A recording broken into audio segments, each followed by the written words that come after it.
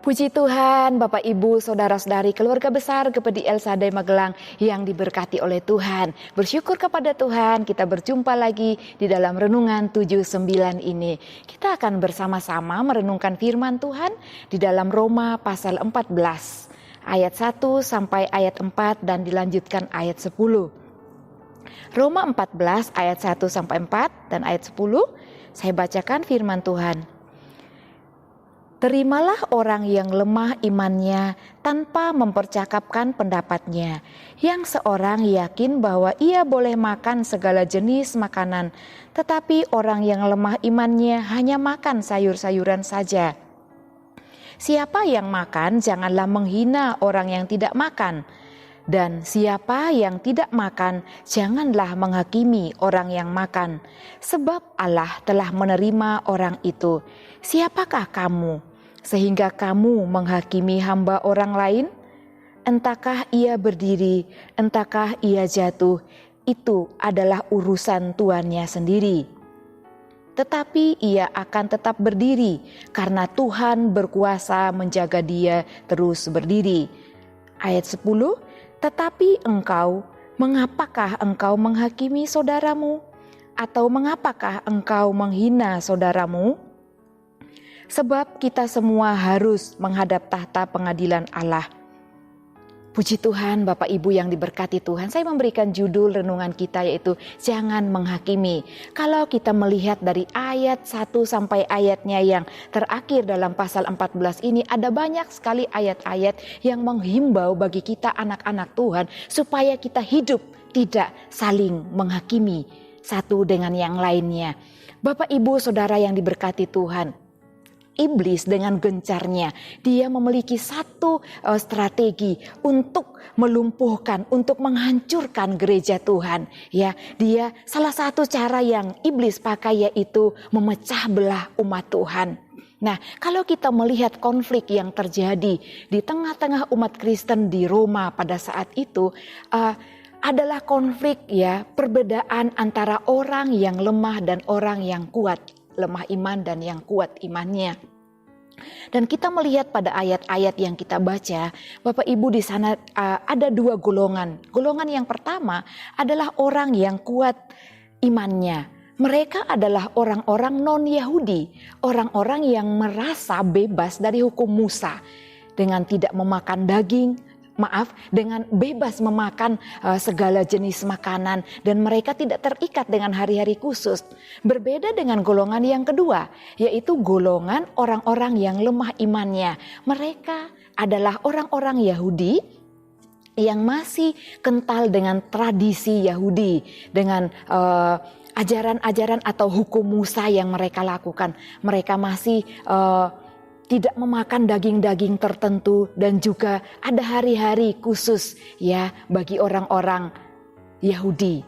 Nah, Bapak Ibu yang diberkati oleh Tuhan, karena ada dua golongan ini, akhirnya ada perpecahan di antara orang-orang Kristen di Roma pada saat itu.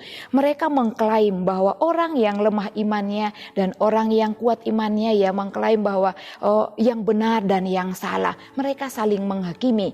Oleh karena itu firman Tuhan mengajarkan kita pada saat itu untuk tidak saling menghakimi. Karena perbedaan itu tetap ada baik dulu ketika hidup di dalam keberadaan mereka jemaat di Roma maupun sampai saat ini ada banyak perbedaan di antara umat Tuhan. Baik itu perbedaan status sosial, ya, pekerjaan, ekonomi dan lain-lainnya. Kita akan melihat firman Tuhan dalam Roma pasal 14 ini.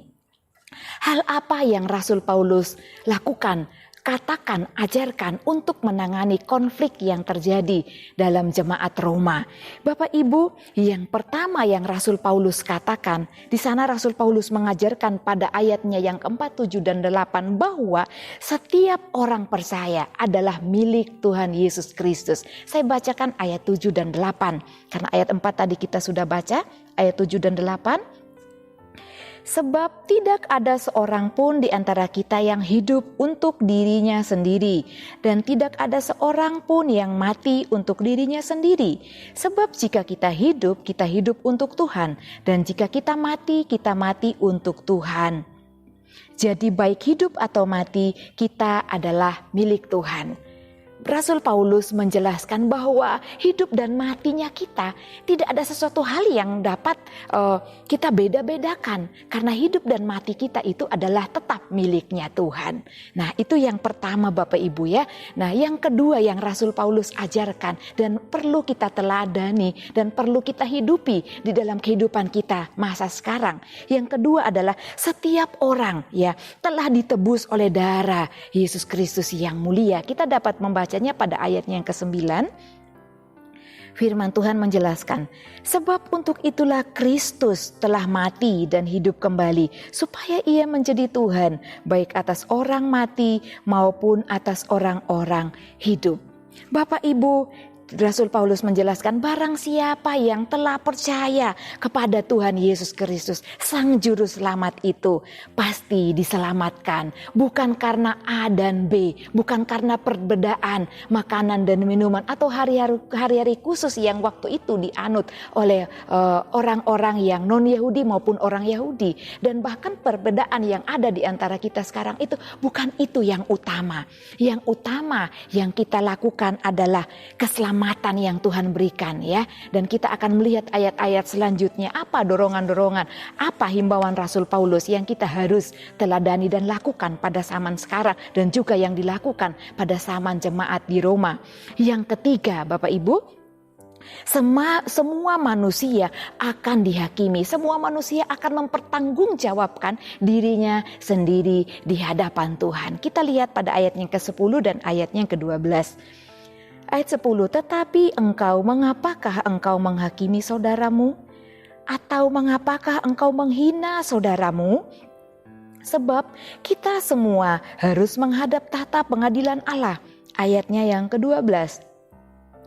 Demikianlah setiap orang di antara kita akan memberi pertanggungjawab tentang dirinya sendiri kepada Allah. Bapak Ibu yang diberkati Tuhan, tidak ada alasan untuk kita membedakan satu dengan yang lain. Karena sejujurnya kita adalah satu di dalam Tuhan Yesus Kristus. Ketika kita menjadi anak-anak Tuhan yang hidup di dalam Tuhan Yesus, yang menghidupi kebenaran firman Tuhan, seharusnya bukan konflik atau bukan membeda-bedakan satu dengan yang lain. Tetapi apa yang ada di dalam kehidupan kita adalah kasih Kristus yang ada. Kita mengasihi orang-orang yang lemah.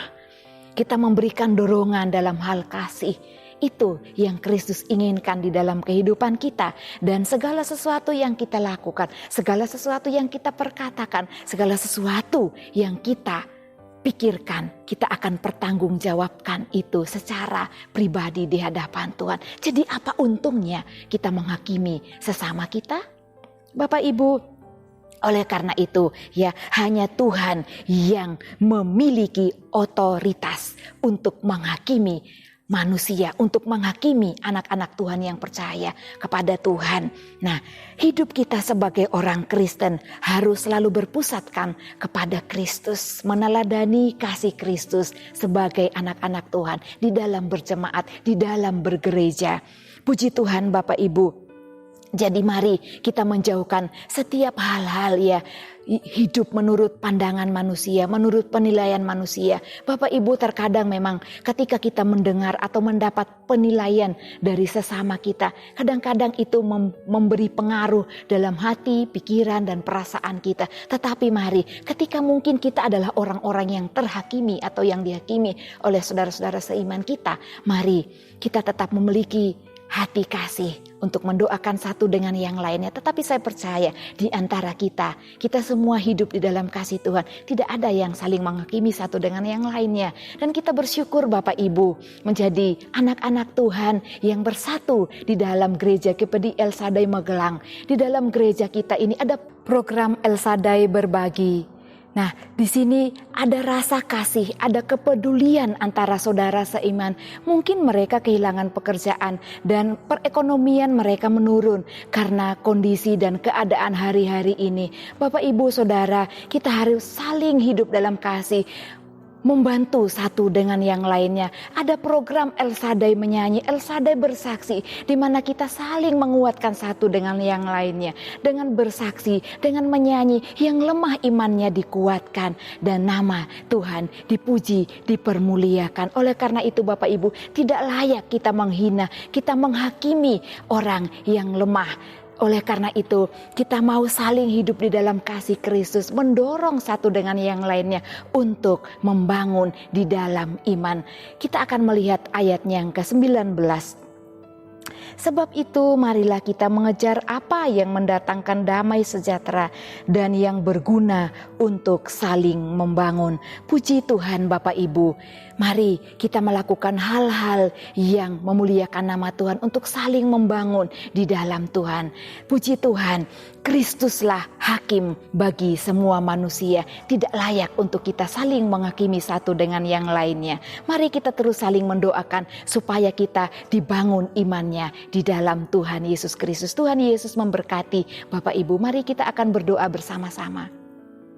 Terima kasih Bapa yang baik, kami mengucap syukur buat kebenaran firman Tuhan. Kami belajar untuk kami tidak saling menghakimi satu dengan yang lainnya. Ketika terdapat perbedaan-perbedaan yang ada di dalam kehidupan kami sebagai umat Tuhan, jemaat Tuhan. Tetapi kami mau terus saling membangun satu dengan yang lainnya. Hidup di dalam kasih Kristus karena kami adalah milik Kristus yang sama. Kami adalah umat yang sudah ditebus dosa kami. Dan kami mau terus hidup di dalam Engkau supaya kami mendapatkan keselamatan yang Tuhan sudah berikan bagi setiap kami. Terima kasih Bapa yang baik. Kami berdoa dan mengucap syukur di dalam nama Tuhan Yesus Kristus. Haleluya. Amin.